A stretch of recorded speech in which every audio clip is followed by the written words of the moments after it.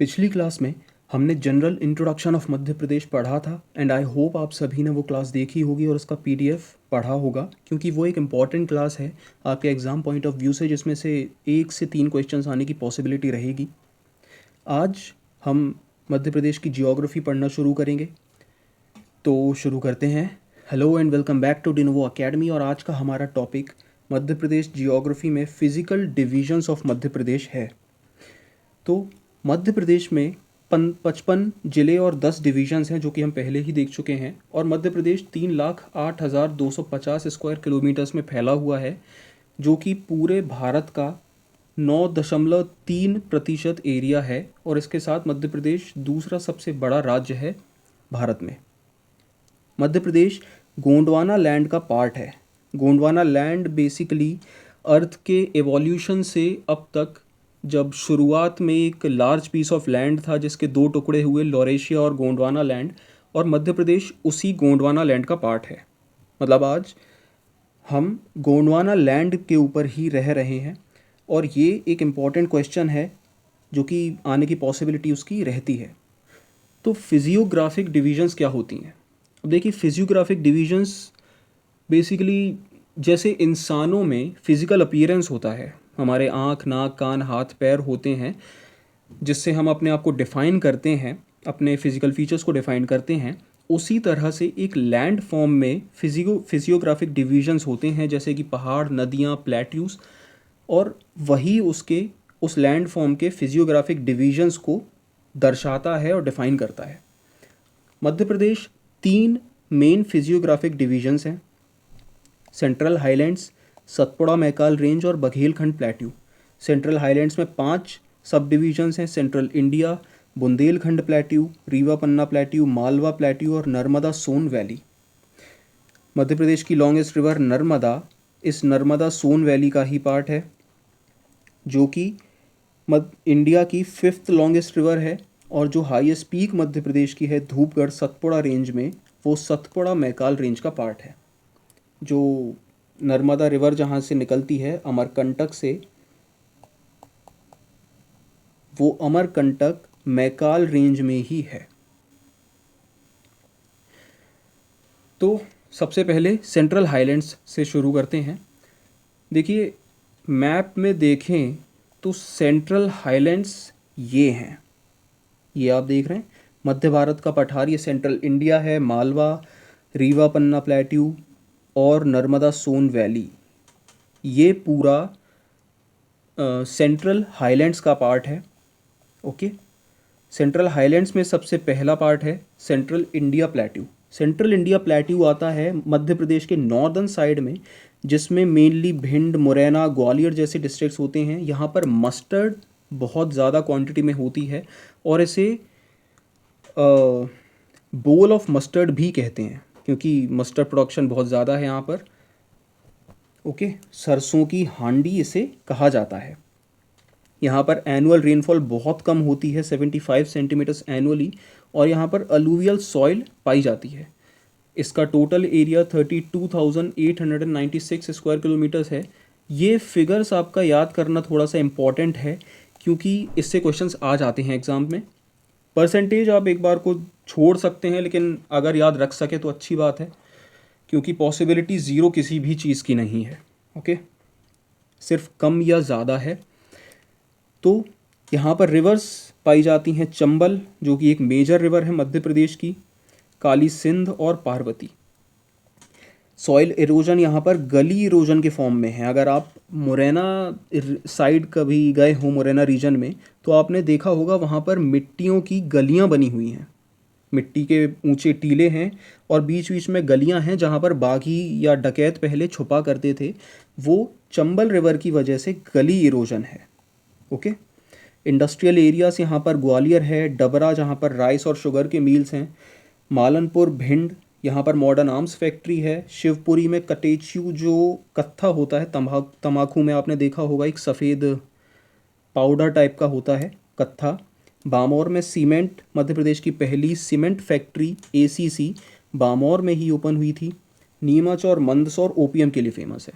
तो ये यहाँ के इंडस्ट्रियल एरियाज़ हैं। बुंदेलखंड प्लेट्यू है नेक्स्ट, जो कि 733 स्क्वायर किलोमीटर्स में फैला हुआ है और यहाँ पर एनुअल रेनफॉल 75 से 100 सेंटीमीटर्स तक होती है। यहाँ पर रेड, येलो और मिक्स्ड सॉइल पाई जाती है और बेतवा और केन यहाँ पर इम्पॉर्टेंट रिवर्स हैं। आपने रिसेंटली सुना हो केन बेतवा इंटरलिंक प्रोजेक्ट, जो कि इन नदियों के इंटरलिंकिंग के ऊपर बेस्ड था। यहाँ पर हाईएस्ट पीक सिद्ध बाबा है जो कि 1172 मीटर्स की है और यहाँ पर इम्पॉर्टेंट डिस्ट्रिक्ट्स हैं छतरपुर, टीकमगढ़, निवाड़ी और निवाड़ी में प्रतापपुरा इंडस्ट्रियल एरिया है। Third, Rewa Panna plateau. जैसा कि आप नाम से समझ गए होंगे, यहाँ पर रीवा और पन्ना इम्पॉर्टेंट डिस्ट्रिक्ट्स हैं। यहाँ पर रेनफॉल अच्छी होती है जो कि 125 सेंटीमीटर्स एनुअल तक जाती है। यहाँ पर रेड येलो सॉइल पाई जाती है और इम्पॉर्टेंट रिवर्स यहाँ पर केन और तोंस है। इस रीवा पन्ना प्लेट्यू का जो सेंट्रल प्लेन्स हैं उन्हें दमोह प्लेट्यू भी कहते हैं। दमोह डिस्ट्रिक्ट यहाँ पर पाया जाता है। बहूती वाटरफॉल्स जो मध्य प्रदेश की लार्जेस्ट वाटरफॉल है और चाचई वाटरफॉल्स दोनों ही रीवा डिस्ट्रिक्ट में इस रीवा पन्ना प्लेट्यू में ही पाई जाती हैं। भांडेर और कैमूर माउंटेन रेंजेस जो हैं, जो कि विंध्याचल माउंटेन रेंज का एक्सटेंशन है और बिहार तक एक्सटेंड होती हैं, भांडेर और कैमूर ये दोनों ही सेपरेट माउंटेन रेंजेस हैं। बेसिकली एक माउंटेन रेंज का एक्सटेंशन है, लेकिन क्योंकि ये बीच में डिवाइड हो जाती हैं इसीलिए इन्हें सेपरेट नेम्स दिए गए हैं और ये यहाँ पर वाटर डिवाइड का काम करती हैं। वाटर डिवाइड यानी बारिश का पानी ये बांट देती हैं और नदियों को भी बांट देती हैं। यहाँ पर मिनरल्स डायमंड सबसे ज़्यादा पाए जाते हैं पूरे भारत में, जिसमें पन्ना, सतना, मझगवां, छतरपुर, आंगूर में, और लाइमस्टोन की वजह से यहाँ पर सीमेंट फैक्ट्रीज बहुत ज़्यादा हैं। इसमें इम्पॉर्टेंट डिस्ट्रिक्ट्स हैं दमोह, पन्ना, रीवा और Satna. Next, Malwa plateau. Central highlands में सबसे बड़ा प्लेट्यू है मालवा प्लेट्यू। इसका टोटल एरिया 88,222 स्क्वायर किलोमीटर्स है और ये 28.62% पूरे मध्य प्रदेश का एक्वायर करता है। यहाँ पर डेक्कन ट्रैप्स के रॉक्स मिलते हैं और इसकी वजह से यहाँ पर वोल्केनिक ओरिजिन की सॉइल है जो कि ब्लैक सॉइल है। ओके, मध्य प्रदेश में सबसे ज़्यादा ब्लैक सॉइल यहीं पर है, जो कि 2021 MP ADPO में आपका क्वेश्चन भी था कि ब्लैक सॉइल इनमें से किस रीजन में पाई जाती है, तो वो है मालवा प्लेट्यू। यहाँ पर रेनफॉल 75 से 125 सेंटीमीटर्स तक होती है। इम्पॉर्टेंट रिवर्स यहाँ पर हैं चंबल, शिप्रा, काली सिंध, माही, बेतवा। और चंबल एक्चुअली इंदौर के पास ही जनपद हिल्स से ओरिजिन होकर ऊपर जाती है नॉर्थ की तरफ और मध्य प्रदेश और राजस्थान की बॉर्डर बनाती है। यहाँ पर हाईएस्ट पीक है सिगार हिल्स जो कि 881 मीटर्स की है और जनपद हिल्स जहाँ से चंबल निकलती है वो 854 मीटर्स की है। ये माउंटेन रेंजेस, ये हिल रेंजेस बेसिकली आपको पढ़नी होंगी और इनकी हाइट भी याद रखनी होगी, क्योंकि मैच करने के लिए क्वेश्चंस इसमें से आपको आ सकते हैं। यहाँ पर इम्पॉर्टेंट डिस्ट्रिक्ट्स हैं इंदौर, उज्जैन, देवास, मंदसौर, भोपाल, खंडवा, खरगोन। देखिए, किसी भी फिजियोग्राफिक डिवीज़न का एरिया जो है वो फिक्स नहीं है, ठीक है। हो सकता है थोड़ा बहुत मालवा प्लेट्यू का पार्ट सेंट्रल इंडिया में भी जा रहा हो, तो फिक्स एरिया नहीं है कि इतना ही होगा। यहाँ पर इंडस्ट्रियल एरियाज़ हैं, पीथमपुर बहुत फेमस है, मंडीदीप, रायसेन, मेघनगर, झाबुआ और आगासौत, बीना सागर डिस्ट्रिक्ट का एक तहसील है। यहाँ पर बैंक नोट प्रेस भी है देवास डिस्ट्रिक्ट में और स्टील कॉम्प्लेक्स सागर डिस्ट्रिक्ट में है। मालवा का नाम जो है वो मलाव ट्राइब जो यहाँ पर रहने आई थी उसके नाम पर रखा गया है। सेंट्रल हाईलैंड्स में लास्ट डिवीज़न है नर्मदा सोन वैली और नर्मदा सोन वैली में रेनफॉल 125 सेंटीमीटर्स होती है और यहाँ पर डीप ब्लैक सॉइल है। मध्य प्रदेश में ब्लैक सॉइल के 3 कलर शेड्स हैं, जिसमें से नर्मदा सोन वैली में डीप ब्लैक सॉइल पाई जाती है और डेक्कन ट्रैप्स यहाँ पर भी हैं। मालवा प्लेट्यू के साउथ में आप जब भी जाएंगे तो आपको ब्लैक सॉइल ही मिलेगी और डेक्कन ट्रैप्स मिलेंगे जो कि कर्नाटका तक एक्सटेंड हुए हैं। यहाँ पर इम्पॉर्टेंट रिवर्स हैं नर्मदा और सोन, जैसा कि नाम से ही पता चलता है। और ये विंध्या नॉर्थ में, कैमूर और भांडेर दोनों नॉर्थ में, Satpura Maikal range in the south, इससे घिरा हुआ है नर्मदा सोन वैली। यहाँ पर इंपॉर्टेंट डिस्ट्रिक्ट्स हैं जबलपुर, कटनी और नर्मदापुरम। सेकेंड डिवीज़न है मध्य प्रदेश में सतपुड़ा मैकाल रेंज, जो कि एक इम्पॉर्टेंट डिवीज़न है। यहाँ पर मध्य प्रदेश की हाईएस्ट पीक भी पाई जाती है धूपगढ़, जो कि 1350 मीटर्स की है महादेव रेंज में। अगर क्वेश्चन में आपको आता है कि धूपगढ़ किस रेंज में है और मैकाल रेंज, सतपुड़ा मैकाल रेंज और महादेव रेंज दोनों ऑप्शंस में है, तो आप महादेव रेंज ही लगाएंगे टू बी मोर स्पेसिफिक, क्योंकि सतपुड़ा मैकाल रेंज में भी धूपगढ़ महादेव रेंज में है, इसीलिए आप ये लगाएंगे। अगर महादेव रेंज ऑप्शन में नहीं है तो ही आप सतपुड़ा मैकाल रेंज लगाएंगे। यहाँ पर बॉक्साइट, मैंगनीज, कोल और कॉपर मिनरल्स पाए जाते हैं और इंडस्ट्रियल एरियाज यहाँ पर हैं नेपानगर, बुरहानपुर में, जहाँ पर पेपर मिल है। रेनफॉल यहाँ पर 125 से 200 सेंटीमीटर्स तक होती है और ब्लैक सॉइल यहाँ पर भी पाई जाती है। डेक्कन ट्रैप्स अगेन, क्योंकि ये मध्य प्रदेश के सदर्न एरिया में है। और Amarkantak range is the source of Narmada and Son rivers and is the junction of Vindhyachal and Satpura mountain ranges.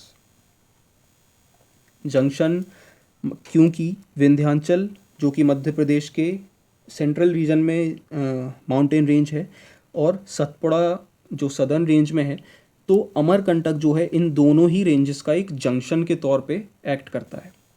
Okay, यहाँ पर इंपॉर्टेंट रिवर्स ताप्ती और वैनगंगा है, जो कि महाराष्ट्र की ओर जाती हैं। बुरहानपुर पास यहाँ पर ही है, जिसे गेटवे टू द साउथ भी कहते हैं। थर्ड और लास्ट डिवीज़न है बघेलखंड, जो कि सबसे छोटा डिवीज़न है मध्य प्रदेश का। बघेलखंड प्लेट्यू, इसे ईस्टर्न प्लेट्यू भी कहा जाता है और इसमें स्मॉलेस्ट एरिया है मध्य प्रदेश का 6.99% के साथ। यहाँ पर रेनफॉल 125 से 175 सेंटीमीटर्स तक की होती है और रेड, मिक्स्ड और लोमी सॉइल, लेटराइट सॉइल भी यहाँ पर पाई जाती है। ये भी गोंडवाना और विंध्यान रॉक्स का एक फॉर्मेशन है। यहाँ पर इंपॉर्टेंट रिवर्स हैं सोन और जोहिला। ट्रॉपिक ऑफ कैंसर इस प्लेट्यू के ठीक बीचों बीच से निकलता है। ये है बघेलखंड प्लेट्यू और यहाँ कहीं से ट्रॉपिक ऑफ कैंसर निकलता है। यहाँ पर सिंगरौली, जो कि एनर्जी कैपिटल है मध्य प्रदेश की, वो पाई जाती है। सुहागपुर, शहडोल, जो एक मेजर कोल रीजन्स हैं मध्य प्रदेश के, वो पाए जाते हैं। लाइमस्टोन और बॉक्साइट यहाँ पर इंपॉर्टेंट मिनरल्स हैं। अब देखिए, ये है आपकी सतपुड़ा रेंज, जो 3 डिवीजन्स में है। ये है मैकाल रेंज, एक सेकेंड, ये है आपकी मैकाल रेंज और ये है सतपुड़ा माउंटेन रेंज। ये है ईस्टर्न रेंज, ये सेंट्रल और ये मैकाल रेंज। ओके, ये है मालवा प्लेट्यू और ये है विंध्यान माउंटेन रेंज। अब क्योंकि ये देखिए, ये डिवीजन्स जो आपको दिख रहे हैं 3, ये विंध्याचल माउंटेन रेंज और ये भांडेर और कैमूर, इसीलिए क्योंकि इनका डिवीज़न है इसीलिए इनके नेम्स सेपरेट किए गए हैं। अब नेक्स्ट हमारा टॉपिक है क्लाइमेट ऑफ मध्य प्रदेश। देखिए, क्लाइमेट एक इम्पॉर्टेंट और छोटा टॉपिक है जहाँ से क्वेश्चंस आने की पॉसिबिलिटी रहती है। मध्य प्रदेश पोजेसेस अ सब tropical and tropical monsoon climate. सबसे पहला इंपॉर्टेंट क्वेश्चन यही है कि मध्य प्रदेश में किस टाइप का क्लाइमेट है, तो मध्य प्रदेश में ट्रॉपिकल मानसून क्लाइमेट है। ट्रॉपिकल क्यों? क्योंकि मध्य प्रदेश के बीचों बीच से ही ट्रॉपिक ऑफ कैंसर पास होता है और जिसकी वजह से मध्य प्रदेश का क्लाइमेट जो है वो लार्जली अफेक्ट होता है। ओके, मध्य प्रदेश में एवरेज रेनफॉल 112 सेंटीमीटर्स की है। एवरेज टेम्परेचर 21 डिग्रीज का रहता है। मैक्सिमम टेम्परेचर मई के महीने में और मिनिमम टेम्परेचर जनवरी के महीने में रहता है। मध्य प्रदेश में 5 क्लाइमेटिक जोन्स और 11 एग्रो क्लाइमेटिक जोन्स हैं। एग्रो क्लाइमेटिक जोन्स हम आने वाले क्लासेस में पढ़ेंगे। क्लाइमेटिक जोन्स बेसिकली 5 वो हैं जहाँ पर अलग अलग तरह का क्लाइमेट पाया जाता है और उस बेसिस पर ही मध्य प्रदेश के इन जोन्स को डिवाइड किया गया है। मध्य प्रदेश में अगर आप साउथ से नॉर्थ की तरफ जाएंगे तो आप नोटिस करेंगे कि साउथ में टेम्परेचर कम है और जैसे जैसे आप नॉर्थ की तरफ आते हैं टेम्परेचर बढ़ता जाता है। Okay, so temperature increases from south to north. Maximum temperature Vidisha के गंज बासोदा में रिकॉर्ड किया गया था और मिनिमम टेम्परेचर शिवपुरी डिस्ट्रिक्ट में रिकॉर्ड किया गया था। शिवपुरी में सबसे ज़्यादा ठंड रिकॉर्ड की गई है।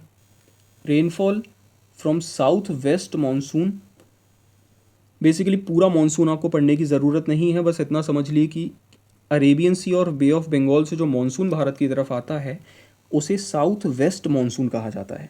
ये दो ब्रांचेस में है, अरेबियन सी और बे ऑफ बंगाल से। ओके, अब कौन से फैक्टर्स हैं जो क्लाइमेट को अफेक्ट करते हैं या डिटरमाइन करते हैं? सबसे पहले लैटिट्यूड। लैटिट्यूड हम देख चुके हैं, ट्रॉपिक ऑफ कैंसर मध्य प्रदेश के बीचों बीच से निकलता है, जिसकी वजह से मध्य प्रदेश का क्लाइमेट बहुत ज़्यादा इफेक्ट होता है।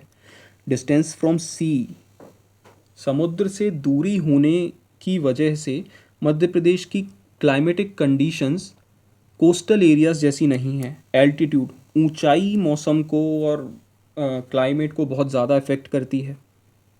ये आपने देखा होगा उत्तराखंड, हिमाचल प्रदेश के केसेस में बर्फबारी बेसिकली। रिलीफ फीचर्स और distribution of land and water, ये सभी फैक्टर्स जो हैं वो एक जगह के क्लाइमेट को इफेक्ट करते हैं। Climate of Madhya Pradesh 5 parts में डिवाइड है, हमने अभी देखा। पहला है नॉर्दर्न प्लेन्स। देखिए नॉर्दर्न प्लेन्स में जो क्लाइमेट है, नॉर्दर्न प्लेन्स बेसिकली हम मध्य प्रदेश के नॉर्दर्न एरिया की बात कर रहे हैं, ग्वालियर, भिंड, मुरैना वाला रीजन, जहाँ पर एक्सट्रीम क्लाइमेट पाया जाता है। अगर आप लोग ग्वालियर रीजन से हैं, चंबल रीजन से हैं, तो आपने देखा होगा यहाँ पर गर्मी बहुत ज़्यादा पड़ती है लेकिन ठंड भी बहुत ज़्यादा पड़ती है। इसीलिए ये एक्सट्रीम क्लाइमेटिक रीजन है। extremes of climatic conditions, extreme hot in summer and extreme cold in winter, और ये बुंदेलखंड, रीवा पन्ना प्लेट्यू और सेंट्रल इंडिया के सभी रीजन्स को कवर करता है। यहाँ पर एवरेज रेनफॉल कम है जो कि 75 सेंटीमीटर्स तक है, और मध्य प्रदेश में जहाँ सबसे कम बारिश होती है जो कि भिंड डिस्ट्रिक्ट है वो भी इसी रीजन में आता है। यहाँ पर एवरेज टेम्परेचर समर्स में 40 to 45 डिग्रीज तक जाता है और विंटर्स में 15 to 18 डिग्रीज तक जाता है। कम भी जा सकता है लेकिन एवरेज ये टेम्परेचर है। विंध्यन हिली रीजन्स है सेकंड, जहाँ पर एवरेज क्लाइमेट रहता है, ना ज़्यादा गर्मी ना ज़्यादा सर्दी। यहाँ पर मेजर हिल स्टेशंस भी हैं जैसे पचमढ़ी, अमरकंटक, ओके, इस क्लाइमेटिक जोन में ही आते हैं। मालवा प्लेट्यू है नेक्स्ट, जहाँ पर कॉन्टिनेंटल टाइप क्लाइमेट पाया जाता है, जहाँ पर गर्मी कम, मतलब मॉडरेट से और थोड़ी बहुत ज़्यादा भी हो सकती है, लेकिन एक्सट्रीम हॉटनेस या एक्सट्रीम वेदर कंडीशंस यहाँ पर नहीं है, और मॉडरेटली कोल्ड होता है, यहाँ पर सर्दी भी ज़्यादा नहीं पड़ती। This zone has relatively even type of climate. मौसम हमेशा आपको देखने मिला होगा इवन ही रहता है। अगर आप इंदौर से हैं तो आपने नोटिस किया होगा कि यहाँ पर मौसम हमेशा ठंडा गर्म बना रहता है, कभी भी एक्सट्रीम क्लाइमेटिक कंडीशंस यहाँ पर नहीं होती। अगर हम मालवा प्लेट्यू को देखें तो रेनफॉल जो है वो, अगर मान लीजिए ये मालवा प्लेट्यू है तो यहाँ पर साउथ ईस्ट से जब आप नॉर्थ ईस्ट की तरफ जाएंगे तो रेनफॉल कम होती जाएगी। यहाँ पर बारिश ज़्यादा है, यहाँ पर बारिश कम है। Okay, next Narmada valley. Narmada valley में मॉनसून टाइप क्लाइमेट पाया जाता है। गर्मी बहुत ज़्यादा पड़ती है लेकिन सर्दियाँ कम पड़ती हैं। Since this climatic zone has proximity to the tropic of cancer, ये ट्रॉपिक ऑफ कैंसर के पास में है, इसीलिए समर एक्सट्रीमली हॉट होते हैं और विंटर्स मॉडरेटली कोल्ड होती है। A typical monsoon type climate prevails here. Rainfall varies from 140 centimeters in the east and around 57 centimeters in the west, यानी कि ईस्ट से वेस्ट की तरफ जाएंगे तो रेनफॉल कम देखने को मिलेगी। बघेलखंड प्लेट्यू है नेक्स्ट, जहाँ पर कॉन्टिनेंटल टाइप ऑफ क्लाइमेट पाया जाता है, very hot and moderately cold. Due to distance from sea, region experiences continental climate. Average rainfall होती है 125 सेंटीमीटर तक की, और मध्य प्रदेश में यहाँ पर मोर देन एवरेज रेनफॉल भी होती है बघेलखंड के कुछ रीजन्स में। अब मध्य प्रदेश के सीजन्स, मध्य प्रदेश में भी 3 मेन सीजन्स ही पाए जाते हैं। और वो 3 सीजन्स हैं समर। देखिए इन तीनों सीजन्स के जो लोकल नेम हैं, जैसे समर का उनाला, रेनी सीज़न को चौमासा जो आपने सुना होगा, और विंटर को सियाला कहा जाता है। ये इम्पॉर्टेंट हैं, बहुत बहुत इम्पॉर्टेंट पॉइंट्स हैं ये, और ये क्वेश्चंस एग्ज़ाम्स में आने की पॉसिबिलिटी बनी रहती है। विंटर सीज़न में जो वेस्टर्न डिस्टर्बेंस की वजह से, मेडिटेरेनियन सी से जो विंड्स आती हैं उनकी वजह से जो बारिश होती है इंडिया में और मध्य प्रदेश में, उसे मध्य प्रदेश में कहा जाता है मवाथा। ये 4 नाम जो हैं लोकल नेम्स, ये बहुत इंपॉर्टेंट हैं, इन्हें याद रखिए। समर मिड मार्च से शुरू होकर मिड जून और जुलाई तक भी एक्सटेंड हो सकता है। लू विंड्स मध्य प्रदेश में चलती हैं, लू, और मैक्सिमम टेम्परेचर गंज वासौदा में रिकॉर्ड किया गया है। रेनी मॉनसून, रेनी सीज़न शुरू होता है मिड जून से मिड अक्टूबर तक, बीच में ब्रेक भी होता है जिसे मॉनसून ब्रेक कहा जाता है। जब बारिश एक हफ्ते से ज़्यादा के लिए रुक जाती है तो उसे मॉनसून ब्रेक कहा जाता है। 85% एनुअल रेनफॉल जो है वो हमें इस मौसम में ही मिलती है, और बाकी की वेस्टर्न डिस्टर्बेंस या रिट्रीटिंग मॉनसून की वजह से। अब देखिए मौसम को समझने के लिए एक ये फिगर देखते हैं, ये बहुत इंपॉर्टेंट फिगर है, आपको पूरा एक ही बार में क्लियर हो जाएगा। देखिए सन जो है ट्रॉपिक ऑफ कैंसर और ट्रॉपिक ऑफ कैप्रिकॉर्न के बीच में घूमता रहता है, और ट्रॉपिक ऑफ कैंसर से कैप्रिकॉर्न तक पहुंचने में सन को 6 महीने लगते हैं। तो शुरुआत हम 21 मार्च से करेंगे। 21 मार्च को सन जो है वो इक्वेटर पर होता है, ठीक है। और उसके बाद जब नॉर्दर्न हेमिस्फीयर की तरफ सन शिफ्ट होता है, ये है नॉर्दर्न हेमिस्फीयर और ये है सदर्न हेमिस्फीयर, ओके, SHNH। तो 21 जून तक ट्रॉपिक ऑफ कैंसर तक आता है, और तब तक मध्य प्रदेश में बहुत गर्मी रहती है, बहुत ज़्यादा गर्मी रहती है। उसके बाद सन नीचे की तरफ आना शुरू होता है और सितंबर तक दोबारा से इक्वेटर पर आता है। इसीलिए हम सितंबर के पहले अराउंड अगस्त या मिड जुलाई तक एक्सट्रीम हीट का एक्सपीरियंस करते हैं।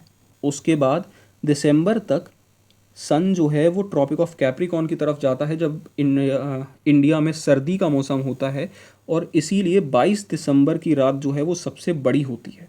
उसके बाद दोबारा से सन जो है वो ऊपर की तरफ आना शुरू होता है, और इंडिया में सर्दियाँ कम होती जाती हैं। बेसिकली नॉर्दर्न हेमिस्फीयर में, सिर्फ इंडिया में नहीं, नॉर्दर्न हेमिस्फीयर में सर्दियाँ कम होने लगती हैं और गर्मी बढ़ने लगती है, और इस तरह से गर्मी काम करती है। इसीलिए जब सन ट्रॉपिक ऑफ कैंसर पे होता है, जो कि मध्य प्रदेश के बीचों बीच से निकलता है, मध्य प्रदेश में गर्मी ज़्यादा पड़ती है। आई होप ये आपको समझ में आया होगा। अगर इसमें कोई भी डाउट आपको हो तो आप कमेंट बॉक्स में कमेंट करके पूछ सकते हैं। अब मध्य प्रदेश में मॉनसून, मध्य प्रदेश में बे ऑफ बंगाल और अरेबियन सी ब्रांच से मॉनसून आती है, और मैक्सिमम रेनफॉल जो है वो बे ऑफ बंगाल से आती है। The winds from bay of Bengal primarily affect the eastern and south eastern regions. Obviously क्योंकि बे ऑफ बंगाल मध्य प्रदेश से ईस्ट में ही है, इसीलिए मैक्सिमम रेनफॉल जो ईस्ट और साउथ ईस्टर्न पार्ट्स में है वो बे ऑफ बंगाल से होती है, और वेस्टर्न और साउथ वेस्टर्न पार्ट्स में अरेबियन सी से होती है। Higher rainfall is recorded from bay of Bengal branch, और towards the end of September monsoon starts retreating itself. जब पूरी मॉनसूनल विंड्स जो हैं वो हिमालय तक चली जाती हैं, इंडिया के नॉर्थ ईस्ट पार्ट्स तक चली जाती हैं, तो वहाँ के जो माउंटेन्स हैं उनसे टकरा के वो विंड्स वापस आती हैं, और उसे हम कहते हैं रिट्रीटिंग मॉनसून, जो अक्टूबर तक चलता है। लेकिन इस समय उतनी बारिश नहीं हो पाती जितनी कि मॉनसून सीज़न में होती है। कभी कभी रेन दिसंबर और जनवरी में भी हो जाती है साइक्लोन्स की वजह से। अब जो वेस्टर्न डिस्टर्बेंस की वजह से रेन होती है उसे हम पढ़ चुके हैं, लोकली मवाथा कहा जाता है। Now cities such as Jabalpur, Rewa, Sagar receives the most rainfall. इन सिटीज़ में बहुत ज़्यादा रेनफॉल होती है।